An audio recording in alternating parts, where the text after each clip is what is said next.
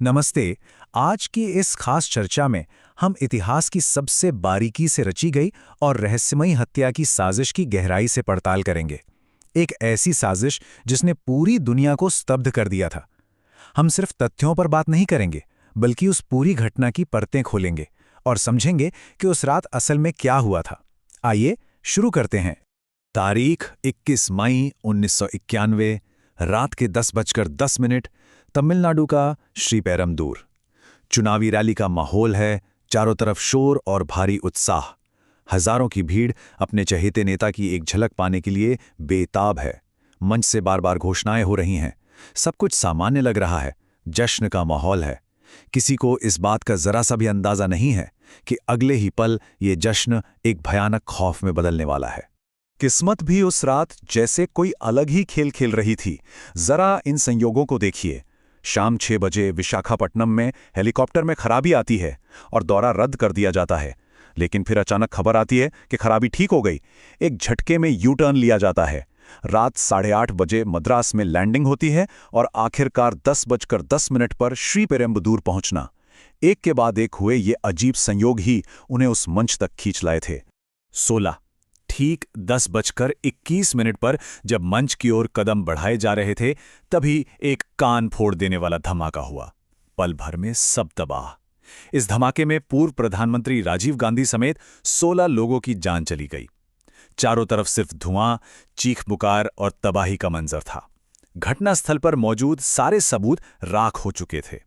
इस पल ने पूरे देश को झकझोर कर रख दिया। तो अब सबसे अहम सवाल ये उठता है कि आखिर एक पूर्व प्रधानमंत्री को इतनी क्रूरता से निशाना क्यों बनाया गया, और इसके पीछे दिमाग किसका था? ये रातों रात लिया गया फैसला नहीं था। इस सवाल का जवाब खोजने के लिए हमें इस अपराध स्थल से दूर इतिहास में थोड़ा पीछे जाना होगा। भू राजनीतिक चिंगारी और श्रीलंकाई गृहयुद्ध की ओर एक नजर। इस पूरी हत्या की जड़ें असल में श्रीलंका के सामाजिक और राजनीतिक तनाव में बहुत गहराई तक फैली हुई थीं। 1948 में श्रीलंका की आज़ादी के बाद वहां का समाज मुख्य रूप से दो हिस्सों में बंट गया था। एक तरफ सिंघली थे जो बहुसंख्यक थे और सत्ता में आते ही उन्होंने अपनी भाषा और संस्कृति को स्थापित करना शुरू कर दिया। दूसरी तरफ अल्पसंख्यक तमिल थे जिनके अधिकार धीरे धीरे छीने जाने लगे। उनके वोटिंग अधिकार खत्म कर दिए गए, विश्वविद्यालयों में दाखिला सीमित कर दिया गया और सैन्य दमन शुरू हो गया। इसी भेदभाव ने एक बहुत बड़े और भयानक गृहयुद्ध की नींव रखी। और इसी दमन के खिलाफ एक हिंसक प्रतिक्रिया ने जन्म लिया, जिसे दुनिया लिट्टे यानी liberation tigers of Tamil Eelam के नाम से जानती है। वेलुपिल्लाई प्रभाकरन ने 1976 में इस उग्रवादी संगठन की शुरुआत की थी। अब इनका मकसद सिर्फ अधिकार मांगना नहीं रह गया था, बल्कि ये श्रीलंका के भीतर एक बिल्कुल अलग और आज़ाद देश तमिल ईलम बनाना चाहते थे। श्रीलंका में इस रोजमर्रा के खून खराबे को रोकने के लिए 1987 में एक भारत श्रीलंका शांति समझौता हुआ।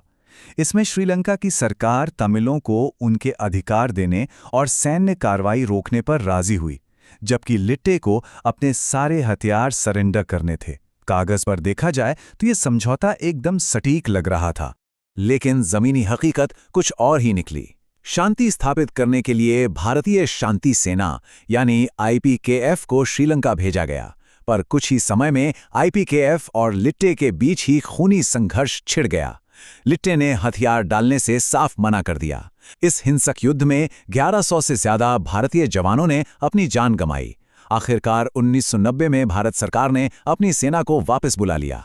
एक साजिश की संरचना और इस अकल्पनीय योजना की शुरुआत। अब आते हैं 1990 के अंत पर, जब एक ऐसी साजिश रची जा रही थी जिसकी कल्पना भी शायद किसी ने नहीं की होगी। 1991 के आम चुनावों में राजीव गांधी की जीत की बहुत अधिक संभावना थी, और यही बात लिट्टे प्रमुख प्रभाकरन के लिए सबसे बड़ा डर बन गई। उसे लगता था कि राजीव गांधी की सत्ता में वापसी का सीधा मतलब है आईपीकेएफ की वापसी। उसे डर था कि शांति सेना फिर से श्रीलंका आएगी और लिट्टे का पूरी तरह खात्मा कर देगी। इसी डर से हत्या का ये खौफनाक फैसला लिया गया। इस काम के लिए एक खास टीम तैयार की गई। मास्टरमाइंड खुद प्रभाकरन था। शिवरासन को स्क्वाड लीडर बनाया गया। मुर्गन को विस्फोटक तैयार करने की जिम्मेदारी मिली। धनु और शुभा को सुसाइड बॉम्बर चुना गया और हरिबाबू को इस पूरी घटना की तस्वीरें खींचने का काम सौंपा गया। इस टीम में हर किसी का रोल एकदम साफ और तय था। जरा उस हथियार को समझिए जिसे इस हत्या के लिए बनाया गया था। ये एक बेहद घातक कस्टमाइज्ड डेनिम बेल्ट थी। इसमें 6 C4 RDX ग्रेनेड बहुत ही चालाकी से फिट किए गए थे। हर एक ग्रेनेड में करीब 80 ग्राम RDX और 2 मिलीमीटर के हजारों लोहे के छर्रे भरे हुए थे। इसे ऐसे डिजाइन किया गया था कि धमाका होने पर छर्रे गोलियों की तरह हर दिशा में फैले और बचने का कोई रास्ता न रहे। स्क्वाड लीडर शिवरासन ने इस पूरी योजना को 4 सटीक चरणों में बांटा। पहले भारत में घुसपैठ कर अनजान लोगों को मोहरा बनाया और अपना लोकल कवर तैयार किया। फिर वो जानलेवा बेल्ट बनाई गई। इसके बाद जो हुआ वो रोंगटे खड़े कर देता है। उन्होंने बाकायदा 7 मई को वीपी सिंह की एक रैली में इस पूरी साजिश का एक ड्राई रन किया ताकि सुरक्षा में सेंध लगाने का तरीका समझा जा सके। और फिर आया वो आखिरी दिन, अंतिम क्षण और सुरक्षा चक्र का टूटना। वापस लौटते हैं 21 मई 1991 की उस रात पर जब ये भयानक योजना हकीकत में बदलने जा रही थी। उन आखिरी कुछ पलों में शिवरासन और हरि बाबू पत्रकारों का भेष बनाकर अंदर आ चुके थे। भीड़ अचानक आगे बढ़ी और सुसाइड बॉम्बर धनु एक छोटी बच्ची की आड़ लेकर रेड कारपेट एरिया में घुस गई। वहां मौजूद सब इंस्पेक्टर अनुसुईया ने खतरा भांपते हुए उसे पीछे धकेला। लेकिन तभी एक ऐसा फैसला हुआ जिसने इतिहास बदल दिया। खुद राजीव गांधी ने अनुसुईया को रोका और कहा, चिंता मत कीजिए, सबको आने दीजिए। कैमरे ने सुलझाया मामला, एक ब्लाइंड अपराध की जांच। धमाके के बाद हर तरफ सिर्फ सन्नाटा था। चलिए समझते हैं कि जांच एजेंसियों ने इस नामुमकिन सी लगने वाली गुत्थी को कैसे सुलझाया। शुरुआती जांच के वक्त ये पूरी तरह से एक ब्लाइंड केस था। धमाके की ताकत इतनी ज्यादा थी कि वहां मौजूद सारे भौतिक सबूत राख बन चुके थे। हमलावर कौन था, कहां से आया था, किसी को कुछ नहीं पता था। पूरा देश एक अभूतपूर्व संकट में था और जांच टीम पर नतीजे देने का भारी दबाव था। लेकिन फिर जांच में एक बहुत बड़ा मोड़ आया। अगले दिन जब फॉरेंसिक एक्सपर्ट डॉक्टर चंद्रशेखरन ने अखबार में छपी क्राइम सीन की एक तस्वीर देखी तो उनकी नज़र लाशों के बीच पड़ी एक चीज पर गई। उन्होंने कहा, ये एक कैमरे जैसा दिखता है। ये कैमरा उसी फोटोग्राफर हरि बाबू का था जो धमाके में मारा गया था।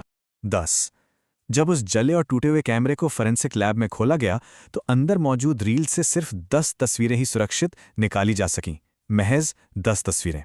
लेकिन इन तस्वीरों में पूरे देश के इतिहास के सबसे बड़े हत्याकांड का सच छुपा हुआ था।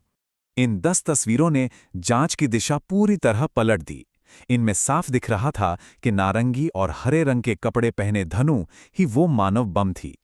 सफेद कपड़ों में शिवरासन एक पत्रकार की तरह खड़ा था और सबसे अहम बात, कैमरे ने उस आखिरी पल को भी कैद कर लिया था जब धनु सुरक्षा घेरा तोड़कर पैर छूने के लिए झुक रही थी। अब यह साबित हो चुका था कि ये एक सुसाइड बॉम्बर का काम था। सच सामने आते ही पूरे देश में एक बहुत बड़ा मैनहंट शुरू हो गया। संदिग्धों की तस्वीरें अखबारों में छापी गईं।